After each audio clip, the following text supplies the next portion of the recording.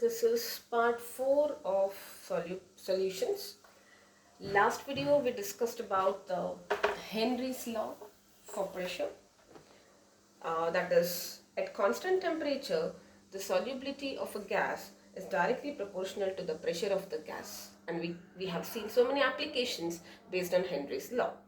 Let us now do a little bit of numericals, and then we will start with the vapor pressure of liquid. See, we did solubility of a solid in a liquid, and we also did solubility of a gas in liquid, and that's when Henry's law, we discussed Henry's law and we understood its applications as well.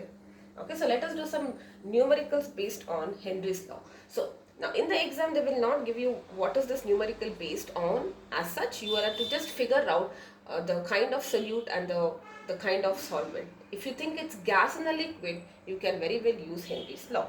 Alright, so the first question here is, if nitrogen gas is bubbled through water. Now look at that, nitrogen gas in water. So gas in a liquid. So Henry's law is applicable. At 293 Kelvin, that is the temperature which is constant, how many millimoles of nitrogen would dissolve? How many millimoles of nitrogen would dissolve in 1 liter of water? Is the question. Assume the nitrogen exerts a partial pressure. So they have given partial pressure of nitrogen is 0.987 bar. And Henry's constant, okay, Kh, that is Henry's constant for nitrogen at 298 Kelvin, okay, that is given as 76.48 kilobars. Okay, so this is what is given to you. Now, like I told you, the first step is to identify what formula we need to use. So as and when we do a particular topic, I will also iterate back and just let you know that, why are we choosing this formula. But since we have only learned one formula and one concept, that is Henry's law, it makes sense. Like gas in a liquid, just apply Henry's law. And what is Henry's law? P is equal to Kh into X. This is Henry's law, where X is the solubility. So what is asked? How many moles? So we are basically talking about X. So X is P by Kh. Alright, partial pressure is given to you in bars. So we can, and this is the, now solubility we are talking with respect to nitrogen, so it's obvious. Alright, so 0.987 divided by Henry's constant, but make sure you write it in kilobars. So the answer is in the data is in kilobars, so you'll have to convert it into bars, which is 10 power 3 bars. Alright, so and if you simplify this, you will be getting 1.29 into 10 power minus 5. It's just basic math, so I'm not doing all the simplifications. Any doubt, you can just let me know. Alright, so this is your X. And what is X? X is the solubility. That's the mole fraction basically, correct? So X is also given as, now if you're talking solubility of the solute, which is nitrogen, it is number of moles of nitrogen by number of moles of nitrogen plus number of moles of water. Okay, now in the denominator you can ignore this, because comparatively when you're talking about water and nitrogen, it's a gas, so the number of moles is very, very small in comparison with the number of moles of water, so you can kind of ignore it. Okay, so what will you finally get is, you want number of water, so I'm going to ignore this part. So you will get number of moles of water is number of okay, so what do we want? We want number of moles of this. We know X now, correct? We are sorted with X. We have just calculated it. This is what is asked. I just have to get NHO. And what is the number of moles of water? Mass of water divided by molar mass. Correct? Mass of water divided by molar mass. So what will be the mass of water? They have given 1 liter. Alright, now only for water I told you, since the density is 1 gram per centimeter cube, 1 liter will weigh 1000 grams. So it is 1000 by 18, which is the molar mass, and this comes out to be 55.4 moles. So now I'm sorted. I want number of moles of nitrogen, which is nothing but the mole fraction of nitrogen multiplied by number of moles of water, and that is 1.29 multiplied by 10 power minus 5 into 55.5. Alright, and that comes out to be 7.16 into 10 power minus 4 moles. It's just a multiplication. Now the answer is how many millimoles. So you want something in millimoles. So what you will do is you will multiply by 10 power 3 and minus 3, and this part is what you're gonna stick to millimoles, because milli is 10 power minus 3. If you multiply this factor and this factor, it's 10 power minus 1, correct, minus 4 and plus 3. So 10 power minus 1 is that the decimal gets shifted to the left, so it is 0.716 into 10 power minus 3, or 0.716 millimoles. Alright, because they've explicitly asked millimoles, this is what you'll be doing. Alright, yes, so let's do one more question. There are, you can even expect two marker questions, 1 marker, 2 marker questions from this chapter. In the sense, these type of question, numericals I'm saying. So you have hydrogen sulfide gas, which is used for qualitative analysis. All these are there in your NCERT, okay, qualitative analysis. I believe this is an in-text question, yes. So, if the solubility of hydrogen sulfide, now again please remember this is a gas, and they are saying if the solubility of H2S in water, gas in a liquid now, okay, at STP is 0.195 moles, okay, calculate KH. You have to calculate the Henry's constant for H2S. This is the question. Okay. Now, anyway, gas in the liquid, I told you, straight away write Henry's the formula using Henry's law. This is the formula, and this is for H2S.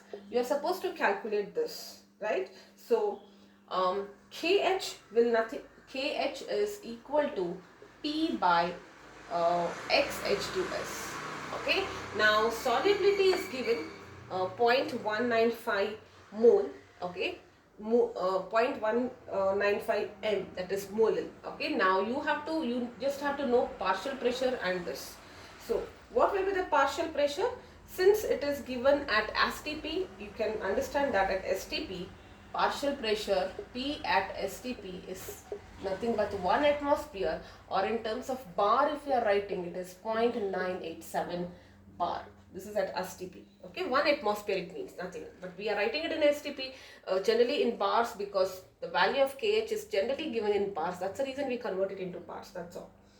Okay, now we have to also know what is XH2S, correct? So mole fraction here, this is nothing but number of moles of hydrogen sulfide gas by number of moles of hydrogen sulfide plus water. Okay, and first let us try to calculate this. What will be the number of moles of water? What is given to you? If the solution is this, so it is again 1000 grams, right? So it is 1000 divided by 80, and this is 55.5, right? So now I think I can calculate this. So this is given to you, moles they have given, right? So now if you are confused whether this is mole or mole fraction is not having any unit. So I think you can be very clear with that. Okay, so 0.195 plus 55.5, and that comes out to be 0.0035. Okay, so I have this, correct? So now, yes, all right, so this is fine. Now you have KH here. KH will be 0.987 divided by XH2, which is 0.0035, which comes out to be 282 bars. This is the value of KH. The unit of KH will be bar, because mole fraction does not have any units. Alright, so this is okay. So this is this is the way you figure out Henry's constant, and the first step should be to figure out whether what is dissolved in what, gas in a liquid or what it is, because eventually we'll be coming across other kinds of solutions also which has got many other laws and relevant formulae. So eventually you will be able to figure out. Alright, so having done two questions on Henry's law and also its applications, let us now move to the next topic, which will be vapor pressure of liquid. See, we did solubility of a solid in a liquid, and we discussed two factors, temperature and pressure, and solubility of gas in a liquid.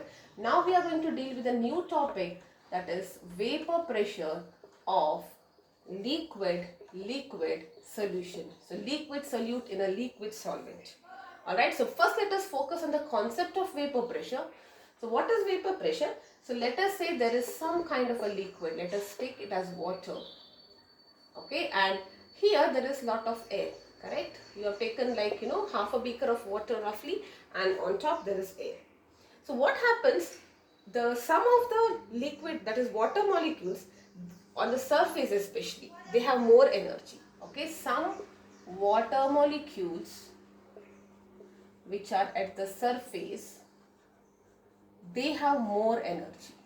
You have studied this in surface tension as well, that the molecules which are on the surface will have more energy, because overall if you are in the molecules at the center will be having forces, balance forces, and they don't have any net force as such, but on the surface they will be having that kind of stretched force. That means overall they have little bit more energy.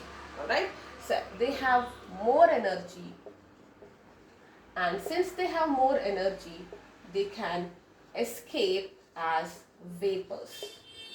This is happening at room temperature. You're going to heat it and all that. Okay, and as the vapor rises, it fills the air.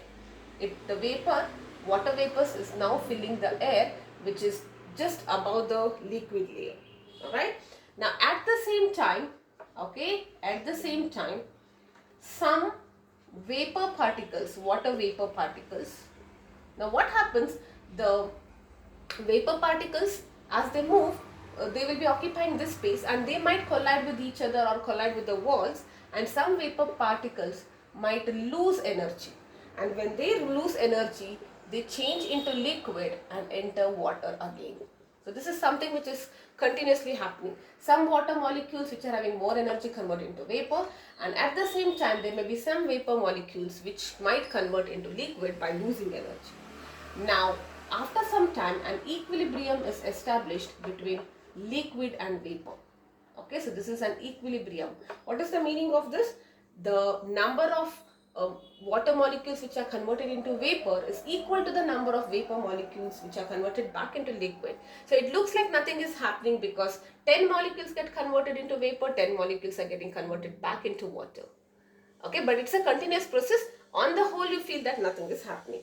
So that is how we write it in words. We say when the rate of evaporation, that is how many molecules are converting into vapor, is equal to rate of condensation, at that point we say that, at this point we say there is an equilibrium established, and at that point the pressure above liquid is what we call as the vapor pressure of the liquid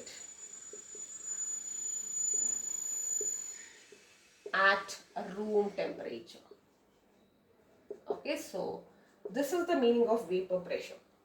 Alright, so I repeat, so what is happening continuously, and it is between, why we call it as liquid, we'll come to it, but first this is just, it is nothing to do with the liquid, we just have one liquid, we're just trying to understand the vapor pressure meaning, that's all. Alright, so don't get confused here, because I have not taken a solute here. It looks like there is only water, which is correct. The focus is only on the explanation of vapor pressure. Alright, so you have a liquid which is exposed, which is open. Eventually there are some molecules which have more energy, they escape as vapor, and continuously so vapor molecules, they lose energy and they get condensed back into liquid, and a state of equilibrium arises when the rate of evaporation is equal to rate of condensation, and at that point exactly the pressure above it. Why is this pressure? Because the vapor molecules are now colliding with the walls, right? So the pressure above the liquid is called the vapor pressure of the liquid or water, in this case at room temperature.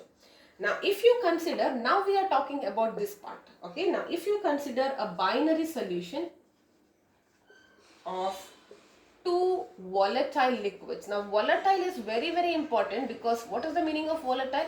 Easily converted into vapor. If they are not vaporizable for that matter, then there is no concept of vapor pressure at all here. So the concept of vapor pressure for liquid is only valid when both the liquids, that is the solute and the solvent, are volatile in nature. So let us consider there are two volatile liquids 1 and 2 in a closed vessel. So let us consider this, okay. So what will be the total pressure now? Total pressure, because I have a mixture of two volatile liquids, total pressure will be the pressure of 1 and pressure of 2. And what is the name of this pressure called? It is nothing but the partial pressure of one gas, one liquid 1, and partial pressure of liquid 2. What is the meaning of partial pressure? In a mixture, what is the contribution of the liquid 1 towards the total vapor pressure? It's like how many molecules of this liquid are converting into vapor, and after achieving equilibrium, how much of the total pressure is exerted by liquid 1. So it's like you have a group, right? Like for example, let's talk about the recent match that happened in the World Cup. They do a calculation, right, that this guy contributed this much percentage of the total number of for the win overall. I'm not talking about runs or wickets or anything. So this guy, X guy, has contributed 30% to the Team India's victory, correct? So the same thing here. What is the contribution of liquid 1 towards the total pressure? Okay, so when it starts converting into vapor, what is its contribution is what we call as the partial pressure of that particular liquid. Okay, now in this scenario, once we understood that, when we talk about liquids, there is something called as vapor pressure at equilibrium, whatever is the pressure. And now what is the use case? We are considering two volatile liquids, and the total pressure because of both the liquids is P1 plus P2.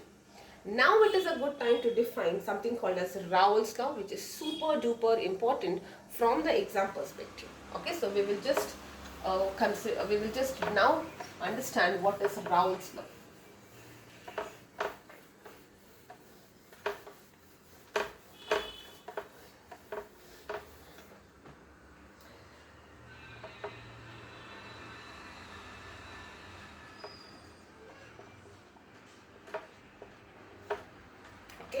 So, the full name of Raoult is Francois Marie Raoult.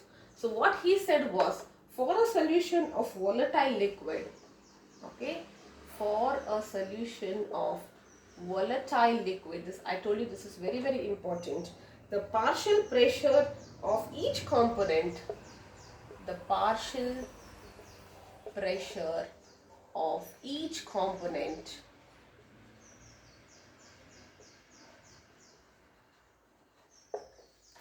is in the solution is directly proportional to its mole fraction. Now actually think about it, mole fraction, that is X or chi. It is very similar to Henry, correct? See, Henry's law, what did it say? Henry's law said that the pressure is proportional to the solubility, which is nothing but the mole fraction. Solubility we express in terms of mole fraction, correct? The only thing is Henry's law was for gas and liquids. Let me write it here, okay? Henry's law was for gaseous solute in liquids, and Raoult's law is specified for liquids in liquids. And when we have liquids in liquids, we talk about partial pressures. Why? Because it's a mixture of two liquids. And in the case of gas, it doesn't matter, because the liquid there is not volatile. Only the gas is having a pressure. Makes sense, right? So yes, it's very similar to it. Only thing is that it is Raoult's law. It is for liquids and liquids. All right. So let us consider. If you are saying for 1, you say P1, partial pressure of 1 is proportional to its mole fraction, and if I replace it with a constant, you will write something like this, P1 naught. Okay, I will tell you what is P1 naught. Similarly, partial pressure of 2 is proportional to its mole fraction, and it is equal to P2 naught into X2 or chi 2. Okay, so what is this P1 naught? It is the vapor pressure of pure component at same temperature. meaning of that? This is the pressure before mixing. Okay, now let us say you had taken liquid 1 and liquid 2. You did not mix it. Before mixing, whatever was the pressure, like I said, you keep it in two separate containers, and over a period of time, equilibrium, some molecules escape as vapor and all that happens. The vapor pressure which is there because of only one liquid is what we call as the P1 naught. Okay, similarly, if you just take P2 in a container and over a period of time equilibrium establishes, you calculate the vapor pressure, that will be P2 naught. And what is this P1, P2 without that naught? That's when you mix it. After you mix it, what is the contribution of 1 towards pressure and partial pressure of P2? That's what it means. Alright. Now, what happens when you're actually mixing? When you start mixing, you can see something like this. You can see that number of moles of X1, they go on reducing, and therefore if the moles reduce, partial pressure will also reduce. Okay, so what is the meaning? Okay, let me first maybe draw the graph. The graph is a plotted versus a vapor pressure versus the mole fraction. Alright, see, initially when you are mixing, what is happening? X1 is basically only the let me just check what was X1 here. Just a second. Yeah, X1. Okay, this first I'll write the graph, then maybe we can understand. So the graph looks something like this. So here at a time 0, that is when you have not mixed anything, there was only, let us say, component X1. There was only X1.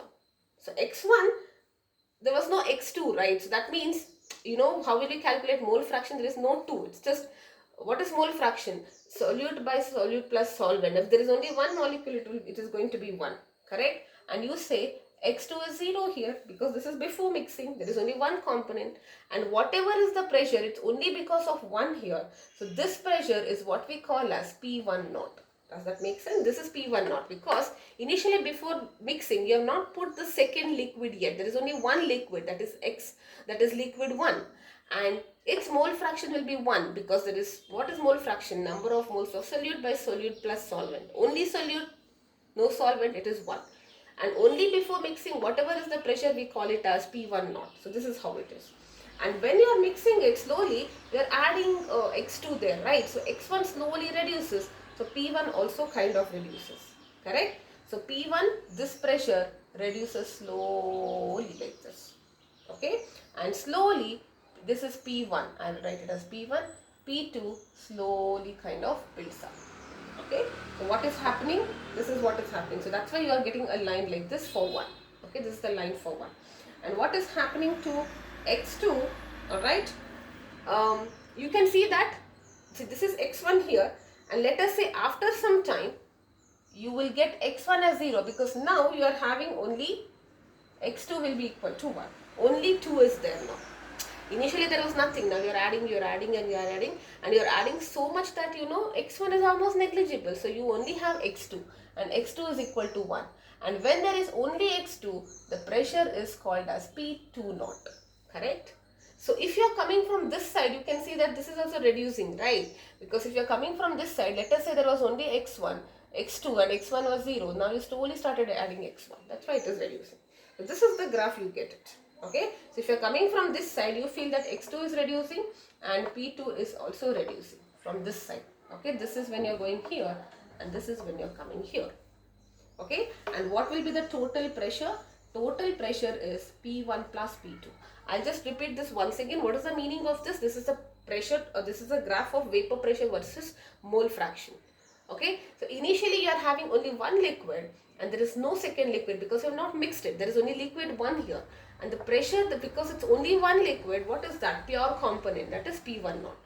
Now as and when you start mixing the liquid 2, the concentration or the mole fraction goes on reducing because you are now adding 2. It is no longer now in the pure state.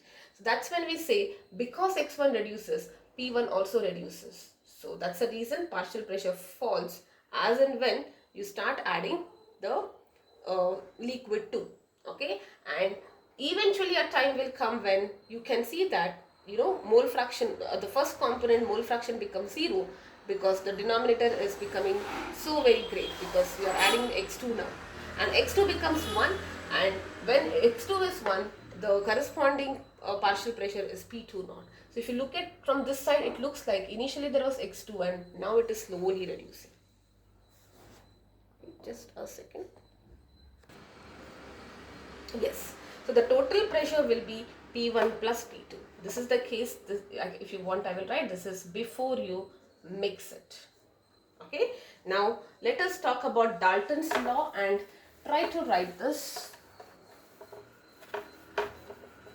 According to Dalton's law, total pressure in a mixture is equal to P1 plus P2. Okay, so it's a pressure contributed by both the gases. And what is P1? P1 naught x1 plus P2 naught x2. We had just written it a while ago. Correct? So, and if in the case of binary solutions, when I'm only having 2, I can write x1 as 1 minus x2. Correct? So I will write x1 as 1 minus x2 P1 naught plus P2 naught into x2. So I'm just writing it in terms of mole fraction of one of the components. So if I just rearrange, I will get P1 naught plus P2 naught minus P1 naught multiplied by x2. So P1 naught or P2 naught x2 and minus P1 naught x2 here. Okay, that's why I've just written it this way. So this is what I get. So what is the meaning of this?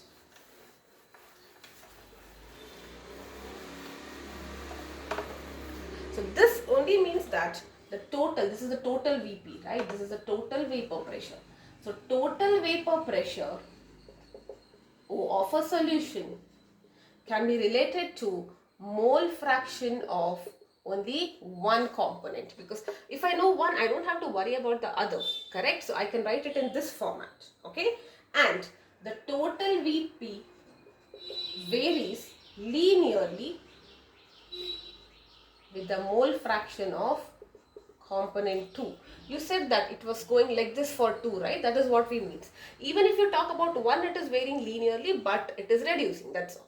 Alright, so varies linearly with the mole fraction of component 2, and depending on P1 naught and P2 naught, total pressure, okay, total pressure, vapor pressure of a solution will increase or decrease with mole fraction of 1.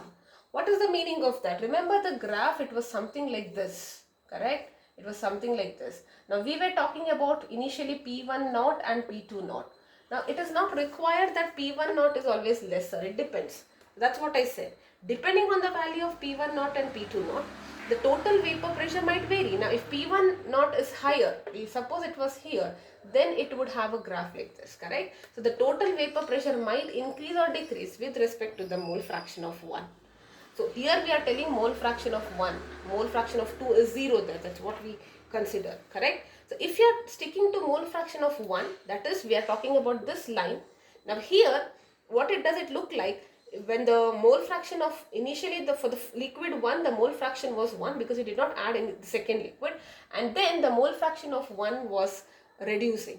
And the reason why, because P1 naught here is lesser than P2. So that's what it says. It can increase or decrease depending on which is greater here. Alright, so yes, that's okay. And even in vapor state, I'll just do this last part. If you are taught, this is in liquid state, alright, so partial pressure of the liquid, this is. What about in vapor state? So if once the liquids are volatile, they get converted into vapor. In vapor state, the pressure is Y1 times P total and P2 is Y2 times P total. And what is this Y1? This is the mole fraction in vapor state. So if they give you, it's like, for example, I'm taking a liquid and I know that, let us say I had taken 10 moles of some particular liquid. 8 of them have vaporized. Now I have 2 moles of that particular liquid in the liquid state.